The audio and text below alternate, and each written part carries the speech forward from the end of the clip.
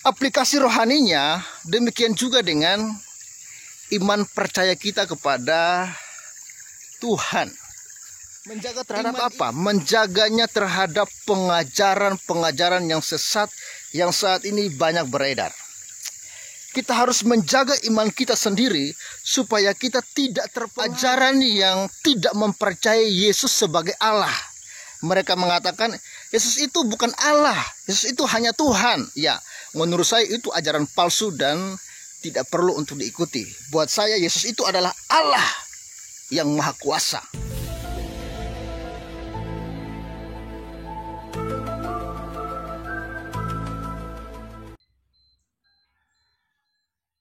Salam guys, kembali lagi dengan saya Pavel 88 Channel ya.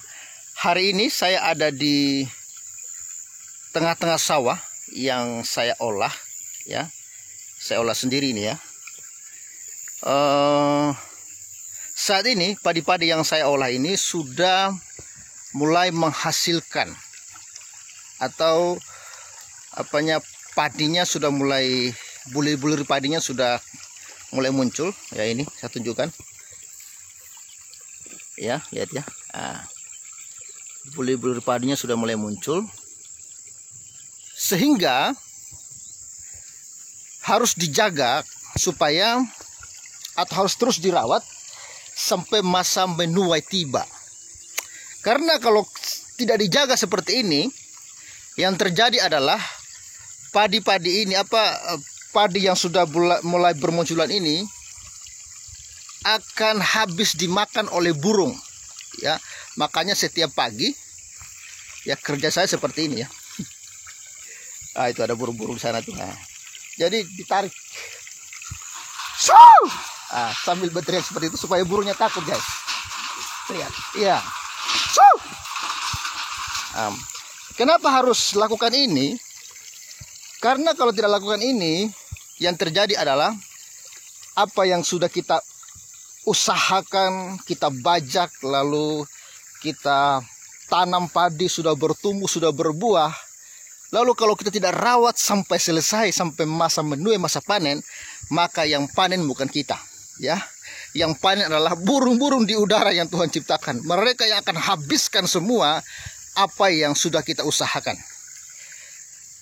Aplikasi rohaninya, demikian juga dengan iman percaya kita kepada Tuhan.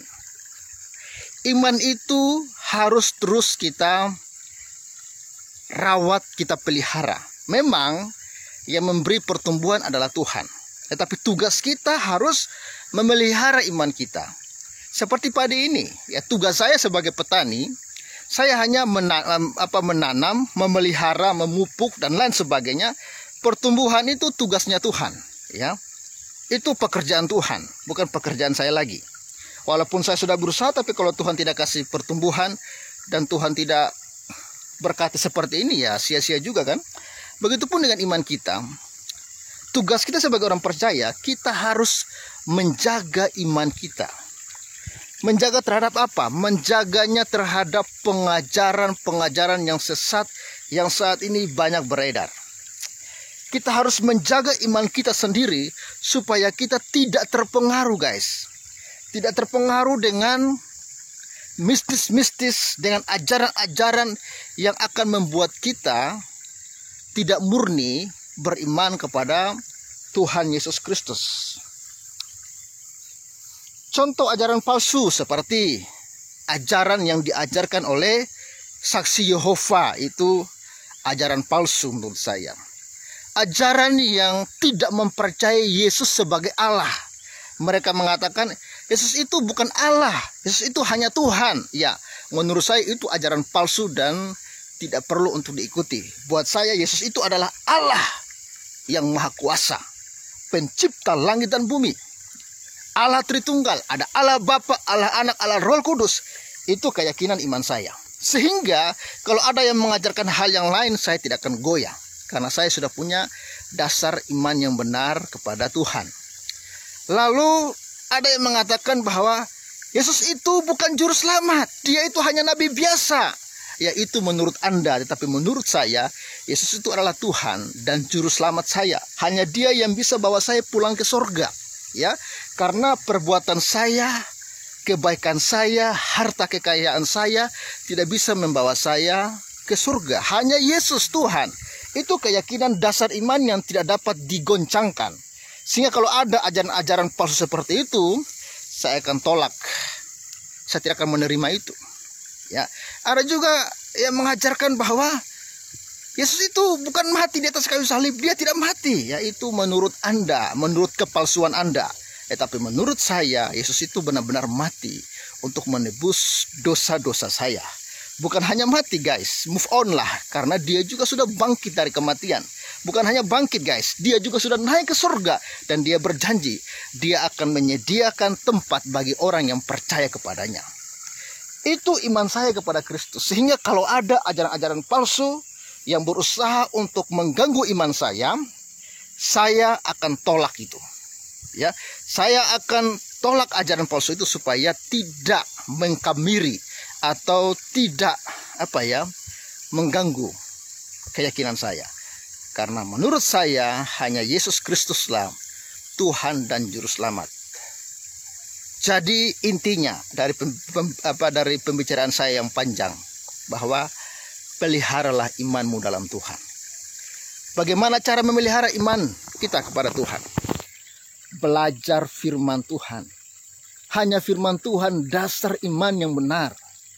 Dasar iman kita tidak bisa kita letakkan kepada pengalaman orang lain. Dasar iman kita tidak dapat kita letakkan kepada omongan orang. Banyak orang yang berbicara tentang firman. Apakah itu benar-benar adalah firman? Kita harus kembali cek di dalam Alkitab. Memang kita tidak boleh menjadi orang yang sombong yang tidak mau belajar dari orang lain. Kita perlu juga belajar dari orang lain. Tetapi kita perlu belajar, tetapi perlu juga kita cek kembali kepada dasar kita, yaitu firman Allah atau Alkitab. Jadi kalau pengajaran yang dia sampaikan tidak sesuai dengan firman Tuhan, kita punya hak dong untuk menolak. Dan itu bukan dosa. Kita berdosa kalau kita tidak mau meneliti firman Tuhan. Kita berdosa kalau kita tidak mau melakukan firman Tuhan.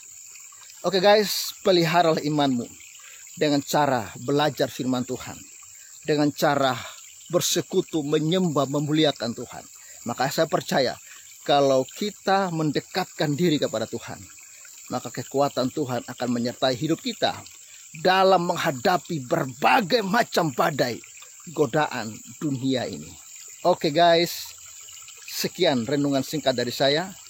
Salam sejahtera, Tuhan Yesus memberkati saya dan saudara. Bye-bye.